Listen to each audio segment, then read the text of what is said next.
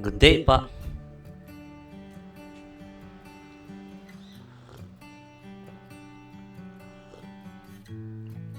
Nandito ngayon.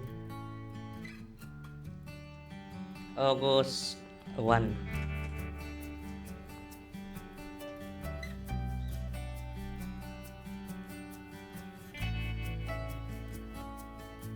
Uy! Hindi ba magsalita siya ako?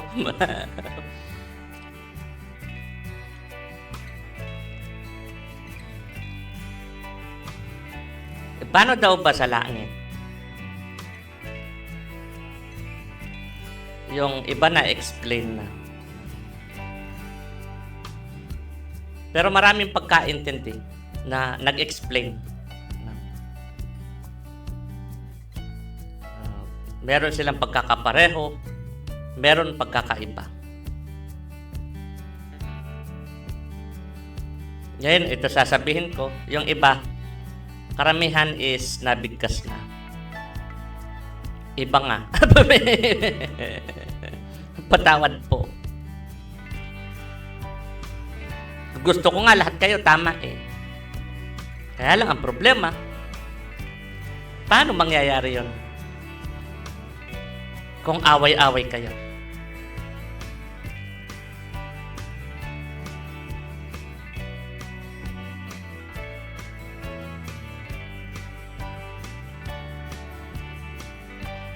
Laging kung sino ang tama, kung sino ang mali. Hindi yung kung ano yung tama, kung anong mali. Hangga't maaari, tanggalin yung sino pagdating sa usaping tama at mali. Ang ilagay po, ano? Inuulit ko, pagdating sa usaping tama at mali.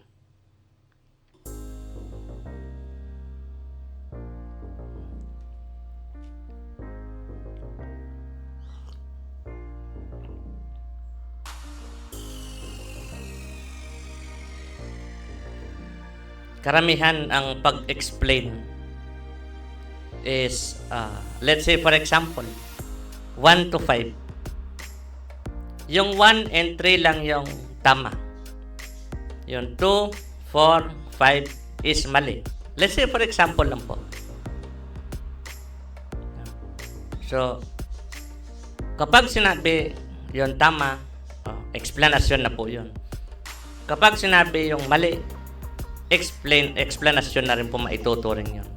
Let's say for example, yung katanungan kung paano daw sa heaven. Yung iba po, o karamihan na sasabihin ng bibig ko ay nasabi na ng bibig ko.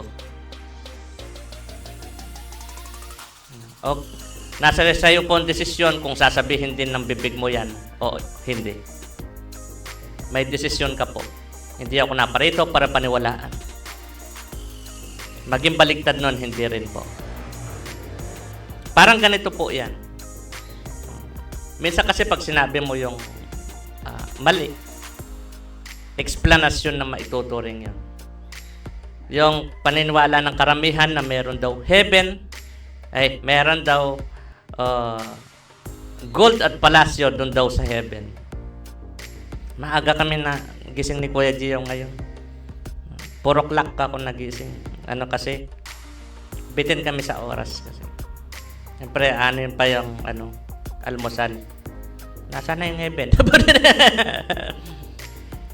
Literally, wala pong gold at palasyo doon.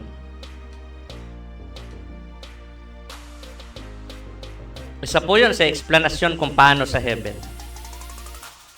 Wala pong literal na gold at palasyo doon. May napanood po kasi ako kanina. In-explain yung heaven. Ang sarap pa naman ng tono niya. Ang sarap ng tunog.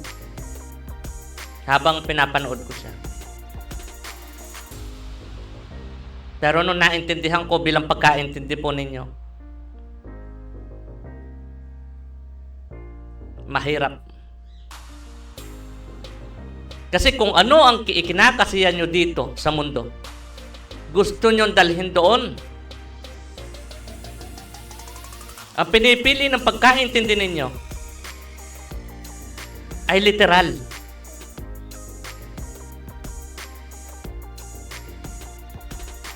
Inuulit ko, ang pagkaintindi tinatanggap ninyo kung paano sa heaven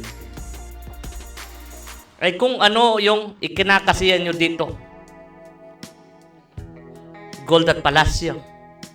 Meron pa daw sinasawag na emerald. Meron daw gate. Kung ano ang ikinakasiya nyo dito sa mundo, yun yung dinadala nyo doon.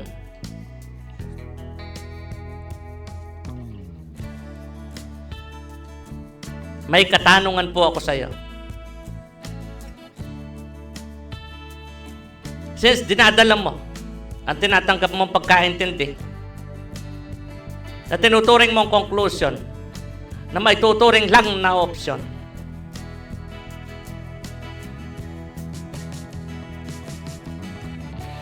bakit mo ikinakasiya ang meron kang ganon dito sa mundo? Tama ka po sa kasagutan mo. Kasi may paghihirap. Pa rin po ba doon sa tinatawag na heaven? Gayong kung ano ang kinakasiya mo dito sa mundo, ay dinadala mo doon.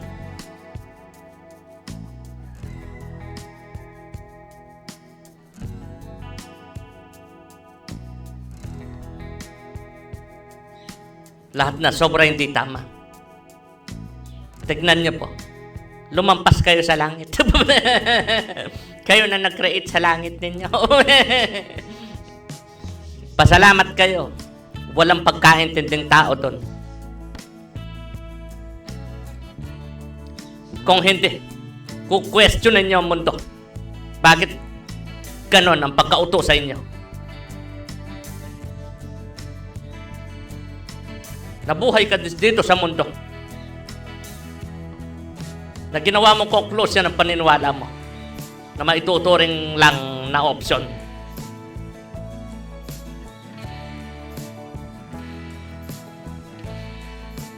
Kung may pagkaintinding tao doon,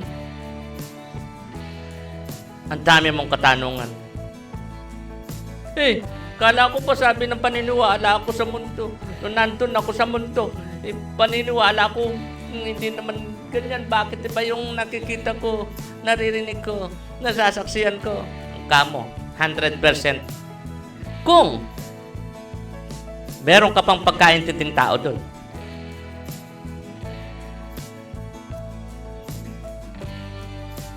inuulit ko po doon, wala tayong pagkaintinding tao.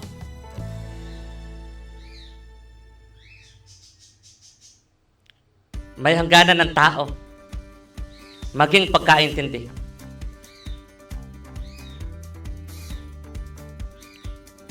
Teka, doon ka sa heaven, may pagkaintindi tao ka? Pwede ka pa mag-question? May isip ka pa doon, pre? Ano doon? Pwede ka pa mag-isip doon? Magkakaroon pa ng question?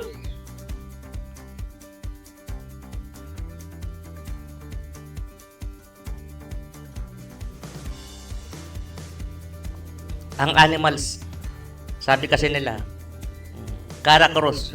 Sabi. Hindi ko mag-gets yun. Hindi ko mag-gets. Teka, Karakrus. Teka. Ang pagkaintindi ko dun, tao, hayop. Sino napili? Tao, hayop. Tignan natin ang pagkakaiba ng hayop at tao.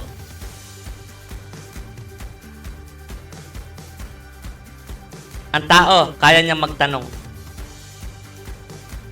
Kaya niya mag-isip. Siyempre, kaya niya umintindi.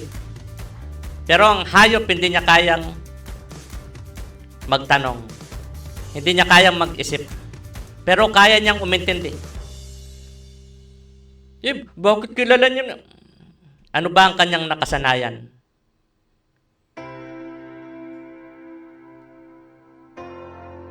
Yung tinatawag nilang reincarnation, sa mga hayop lang po yun. Hindi sa tao.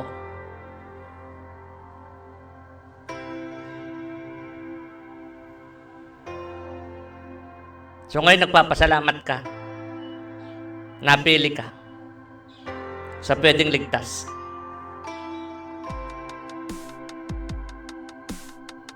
Hindi ang hayop ang napili sa pwedeng ligtas. Please, wag ka na magpahayop, magpaka-animal. Magpahayop. Wag ka na magpaka-animal, please.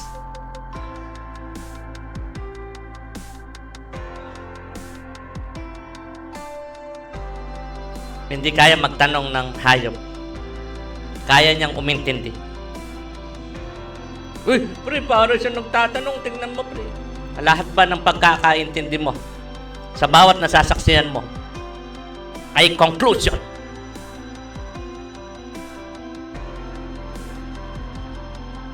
Na kung tutuusin, ay isa lang sa mga option.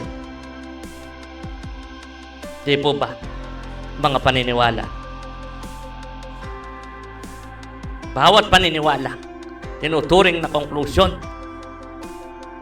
ng kanilang paniniwala.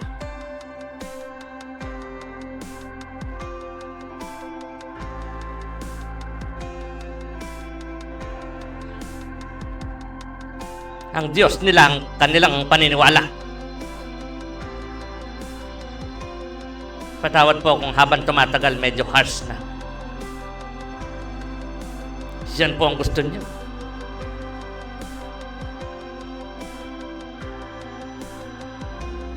Ang labanan natin ng karunungan. Tayong mga tao. Pinag-aaway tayo ng karunungan. Mga kapwa ko.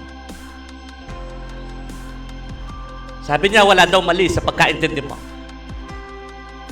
Kung may mali, may excuse ka ng talino sa'yo.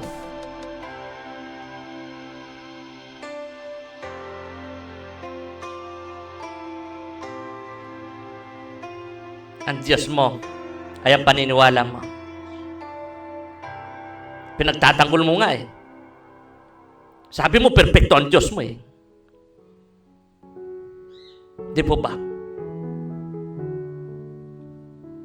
Matami kang excuses para ipagtanggol mo ang paniniwala mo. Sabi mo ay Diyos mo pala.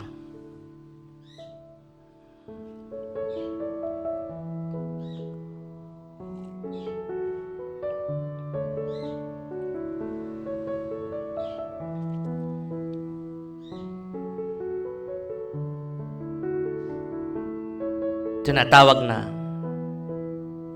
bulaan.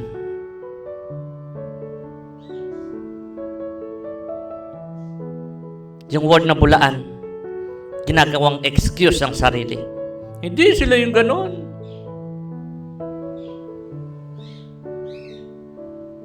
Hindi mo nga matanggap ang pagkakamali na paniwala mo eh. Sila lang ganon? Di ba perfecto ang paniniwala mo? Sabi mo, lahat ng problema ay kaya mo din.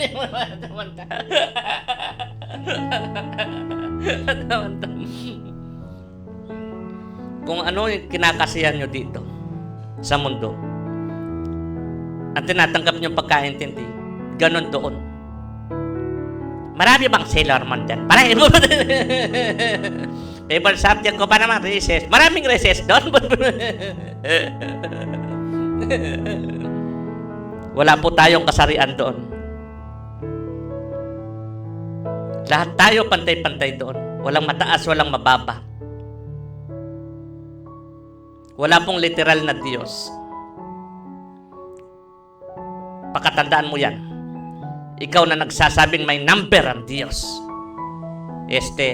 Sinasali mo sa number.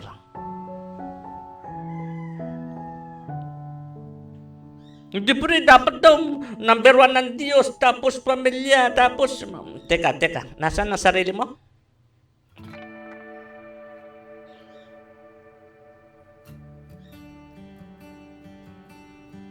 Di ba sabi mo Diyos ka?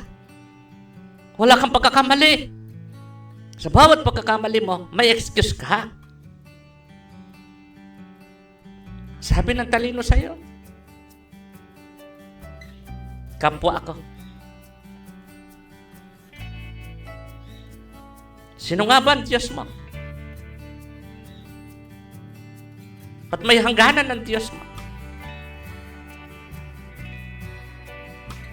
God is love. Literally, God is love. Literally. Hindi po nilalang ang Diyos. Ang sinasabi mong Diyos ay nilalang ng pagkaintindi. Nilalang ng karunungan. At para kayo mag-away-away, nabuo si talino.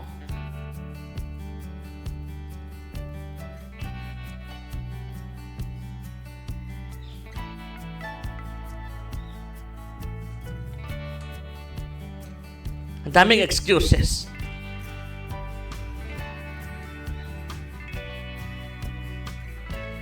Please, wag po tayong magpalamon sa karunungan. Ang sarili niyong demonyo, hindi man literal na demonyo. Ang sarili niyong demonyo ay ang karunungan lang po.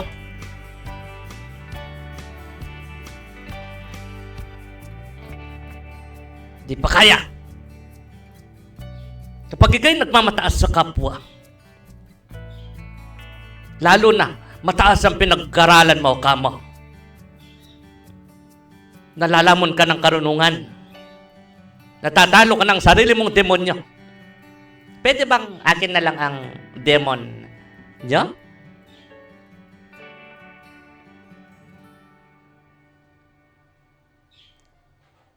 Tayong gagamit.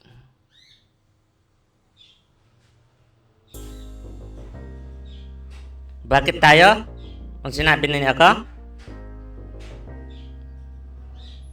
Hindi ko kaya mag-isa. Boring.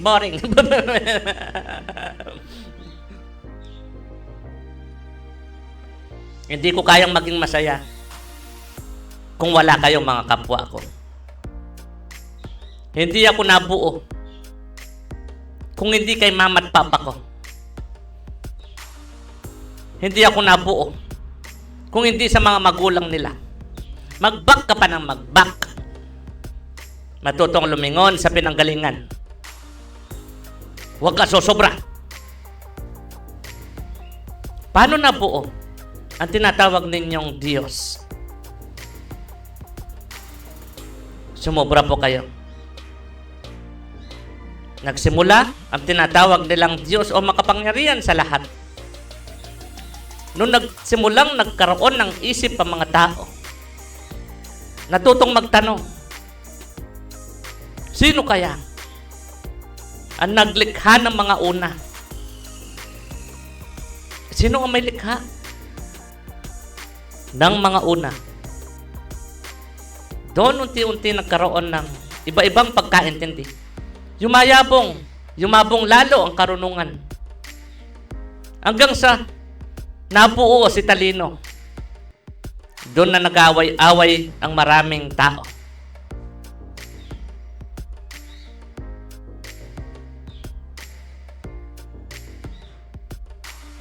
Doon nabuo tinatawag mong Diyos. Ang karunungan ang naglalang sa Diyos mo. Na lagi mong pinagtatanggol, sabi mo, ang paniniwala mo, ang conclusion na may tuturing na opsyon.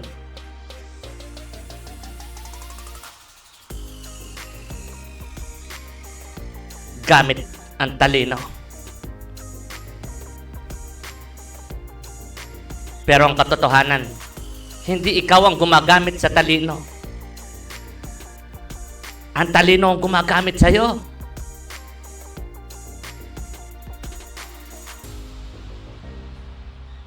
Akala mo lang ginagamit mo, karunungan mo, ang talino mo.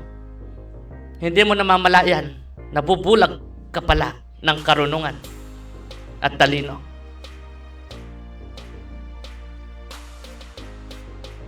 Ngayon, gusto kong magsalamin ka.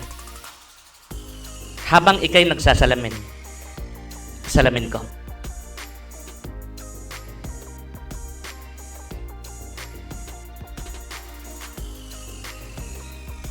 Nabulag ka ng karunungan. Akala mo ikaw ang gumagamit sa kanya. Siya pala ang gumagamit sa iyo.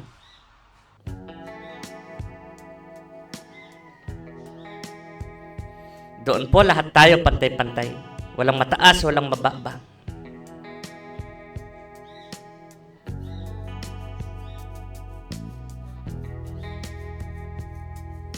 Wala pong literal na Diyos.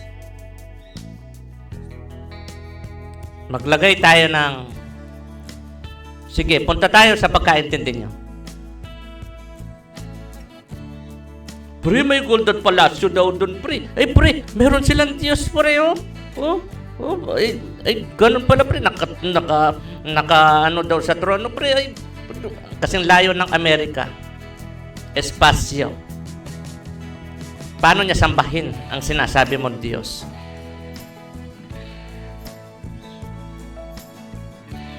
Kala ko po ba, hindi materialistic.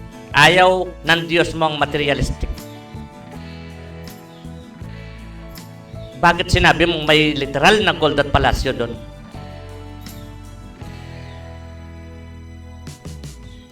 At kung may gate, hindi lang loob meron. Ibig sabihin, merong labas. At sabi pa ng iba, meron pa daw planeta, pre. Tapos meron daw impyerno, pre. Kaya pala sabi mo, lagi mong tinatanggap na pagkaintindi, na tinuturi mong conclusion, kaya pinaglalaban mo. Kung ano ang kinakasiya mo dito sa mundo, gusto mo, ikasiya mo pa doon. Dahil may paghihirap pa doon. Sabi mo kasi, ang mga hindi ligtas, sa impyerno sila. Sabi mo, maging ang impyerno, ang mga hindi ligtas, mahirapan sila nang walang hanggan kamo.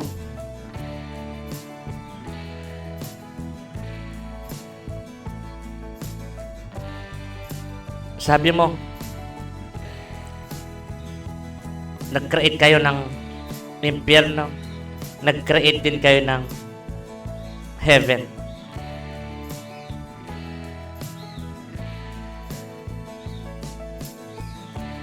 Na ginagawa niyong conclusion.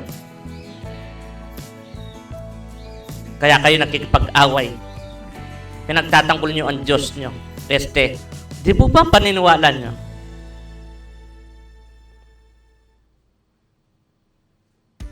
Kung gusto mong maintindihan ng mga hindi ligtas, inuulit ko po, doon wala tayong pagkaintindi tao. Baka sasabihin kong ito, sa pagkatao mo pa lang, hirap mo nang tanggapin. Kung gusto mong maintindihan ng mga hindi ligtas, ilan lang ang hindi ligtas. Dahil hindi i-judge ang tao base sa pagkaintindi ng tao.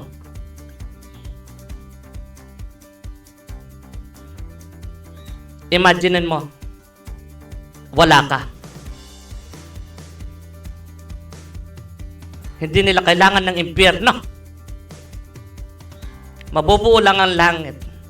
O tinatawag niyong heaven. Kapag wala ng mga tao. Matatapos lahat na may hangganan. Oo, maging mga tinatawag mong mga planeta.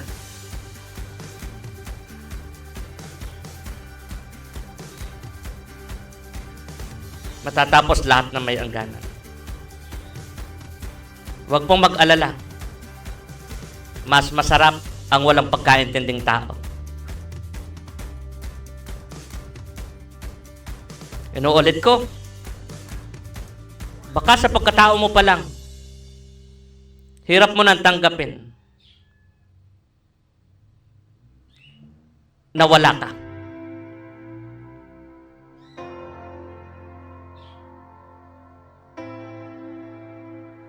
Ang mga hindi ligtas, Hindi nila kailangan ng impyerno.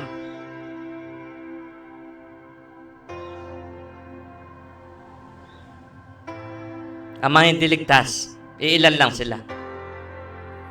Imaginin mo wala ka. Ibig ko sabihin doon sa wala ka, hindi ka kasama sa ligtas. Yung mga ligtas, walang pagkaintinding tao. Paano mo kaya i-imaginean yan? Kung hirap mong takasan ang pagkatao mo na may hangganan. Ang pagmamataas, runungan,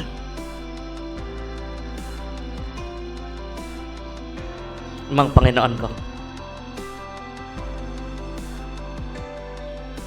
Sige po, next time na lang po. Nagugutom na ako. Nagugutom na ako. Sige po, love you po. Sana po, love mo rin po kami.